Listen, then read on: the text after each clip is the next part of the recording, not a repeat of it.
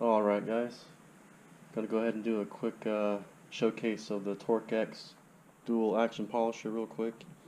I'll try to get through this video without stuttering as much as I can. I've been under the weather for the past couple days, and today's been rough. I had to work day shift after being on night shift for a little while, so I'm running on just a little bit of sleep right now. But we'll try to get through it. I'll try to get through as quickly and as cleanly as possible. So without further ado, here is the polisher, made by Torq. This is a brand sold through Chemical Guys. They have a couple of different polishers. This one is the TORQX. It's basically their entry-level polisher. So if you're a novice to machine polishing, a beginner, this is kind of what you want to go with. So it comes with the polisher, obviously, equipped with a 5-inch backing plate with hook and loop fasteners, which is another word for Velcro. You can change the backing plate. This will accept as small as a 3-inch, and I believe it will go all the way up to maybe a 6-inch. So you can use different size pads.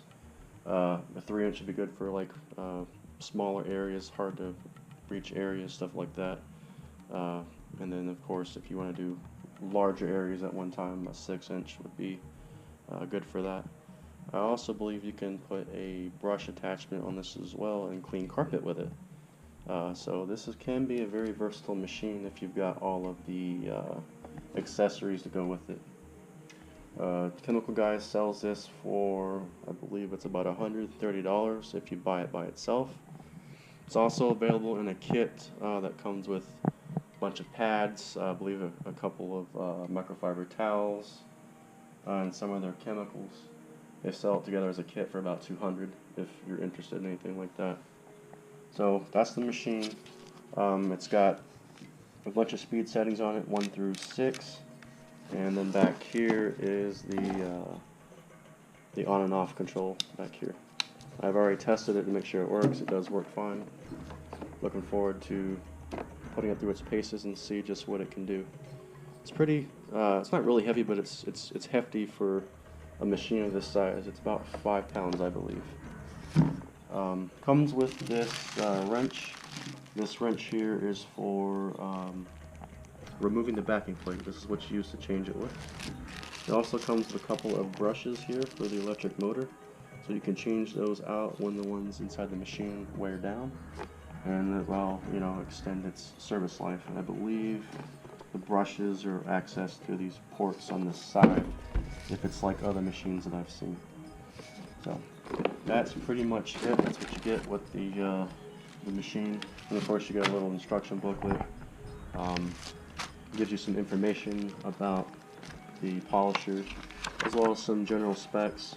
Also, something to be aware of: if you're going to use a polisher with an extension cord, you definitely want to make sure you get the right size gauge number of extension cord. Because if you run this with a smaller cord than what you need, it will cause a undervolt condition, which will make the machine basically overheat, and it can burn the motor out. So keep that in mind if you're going to use a polisher with an extension cord. I'll go into all the details about actually using it later on. So that's pretty much it for the TORQX. Like I said, really looking forward to using this one. And as far as the car goes, she's in the garage. I finally got the garage in a way that I can get the car pulled in here. Got it all nice and clean out. I still have a whole bunch of junk right here to get rid of, and until I do, I won't be able to pull the car all the way in to close the door. But that's not a huge deal. I don't need the door closed to do any polishing. I just need to be able to do it inside, out of the sunlight, out of the wind, and with some good lighting in here. So I've got some pretty good fluorescent lighting. As you can see, the paint's not too bad as it is right now. I mean, there's a few scratches here and there. As I run my fingers over the paint, I could feel all the contaminants in the paint. So clay is going to fix that. But some cars are worse than others. The hood is in pretty decent shape, but as you go further back, some spots on the trunk and rear fenders are in rougher shape with some scratches and swirls. Of course, you can't really see anything because, well, it's dark back here.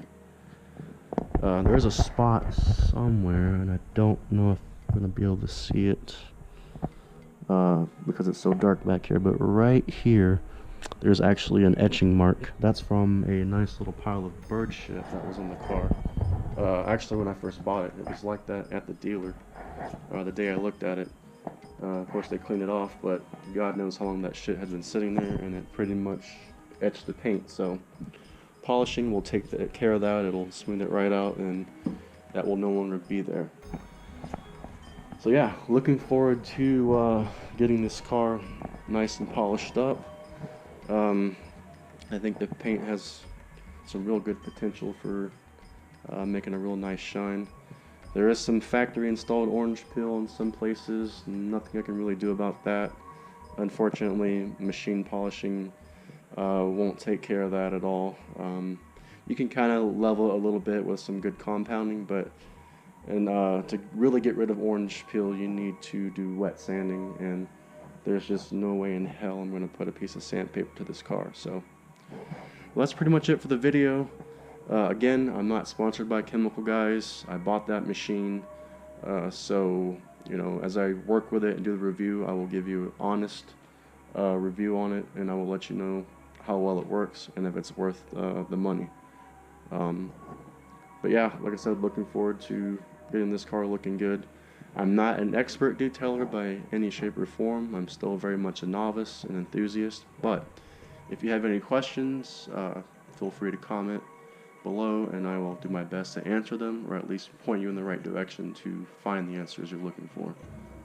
And if it's your first time seeing the channel, please consider subscribing and like the videos. And well, until next time, which hopefully will be tomorrow, the plan is right now, as long as I'm feeling better and I get a good night's rest, I'm going to pull the car out, wash it, clay it, bring the car back in, and we'll start the polishing process, which should probably take, I'm hoping, 2 days, part of tomorrow and most of Sunday, and then that part will be done.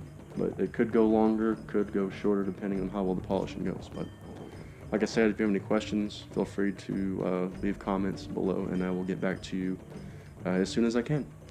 So hopefully I'll see you guys tomorrow, but until then, have a nice night, and I will catch you later.